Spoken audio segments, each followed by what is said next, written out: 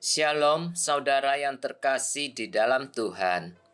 Saudara, kehidupan orang Kristen setiap hari adalah ibadah yang sejati, dan kehidupan orang Kristen harus memiliki kesaksian yang baik. Sebab itu, sikap hidup dan perbuatan sehari-hari sangatlah penting. Matius pasal yang ke-7, ayat yang pertama sampai ayat yang kelima. Firman Tuhan berkata demikian, "Jangan kamu menghakimi, supaya kamu tidak dihakimi.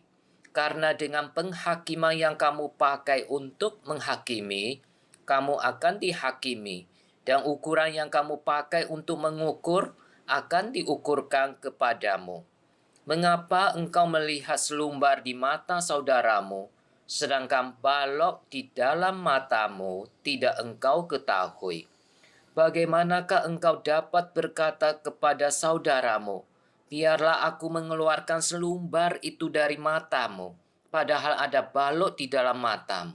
Hai orang munafik, keluarkanlah dahulu balok dari matamu, maka engkau akan melihat dengan jelas untuk mengeluarkan selumbar itu dari mata saudaramu."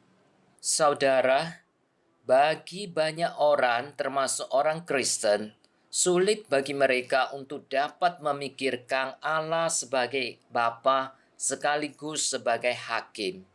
Namun setiap orang yang berusaha memahami firman Tuhan telah mengalami kehadiran Allah sendiri dalam hidupnya, tidak akan pernah meragukan bahwa dua sisi dari karakter Allah ini berjalan seiring, yaitu Allah adalah Bapa kita dan juga sekaligus adalah Hakim yang adil.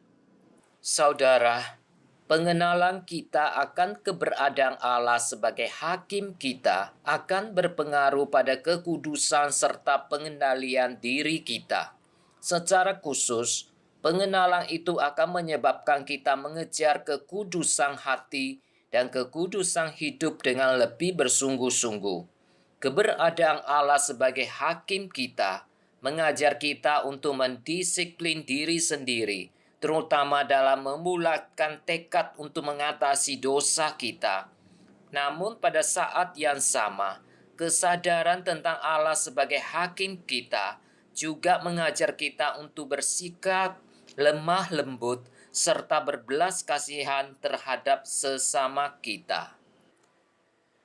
Bagian firman Tuhan di dalam Matius pasal yang ke-7 ayat yang pertama sampai kelima ini sedang mengajar kita bagaimana melihat diri kita sendiri dengan lebih jelas sebelum kita melihat orang lain. Ayat yang pertama berkata, "Jangan kamu menghakimi, supaya kamu tidak dihakimi."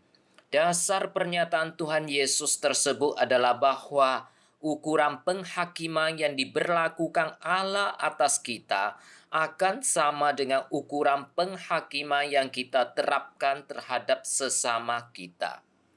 Itulah sebabnya Yesus memperingatkan kita agar jangan menghakimi. Yesus berkata, "Lihatlah orang itu. Ada sebuah balok kayu di dalam matanya. Tetapi apa yang dikatakan orang itu? Orang tersebut berkata, 'Saudaraku, aku melihat selumbar di sudut matamu. Biarkan aku menolongmu mengeluarkannya.' Bukankah itu sangat mengelikan? Apa yang salah dengan orang semacam ini? Saudara, ia melihat dosa-dosa orang lain dan menyerang orang lain kapan saja ia mendapatinya. Demikian sibuknya ia menyerang orang lain sehingga tidak menyadari kalau ia juga berbuat dosa di dalam kehidupan pribadinya, yaitu yang justru lebih besar daripada orang lain. Saudara, ia berdosa oleh karena mencari-cari kesalahan sesamanya. Dosa telah sedemikian parah mempengaruhinya sampai ia menjadi buta terhadap diri sendiri.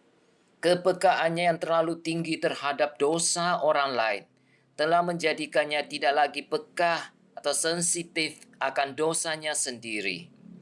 Yesus menyebut hal ini sebagai tragedi ultimat seorang munafik. Kesadaran akan dosa-dosa bukannya melembutkan hatinya, tapi justru semakin mengeraskan hatinya. Saudara, memiliki perasaan keadilan yang kuat terhadap dosa orang lain tanpa diimbangi dengan disiplin atas dosa sendiri merupakan suatu bentuk kemunafikan.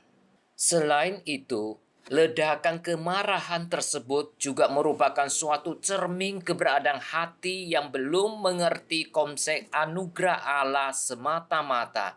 Segala sesuatu yang kita alami dan pengampunan yang kita terima sebenarnya adalah anugerah Allah semata-mata yang Tuhan berikan kepada kita.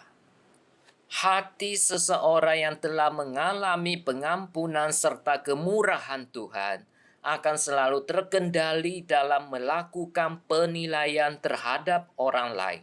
Sadar akan dirinya sendiri dan tahu siapa dirinya sebenarnya di hadapan Tuhan.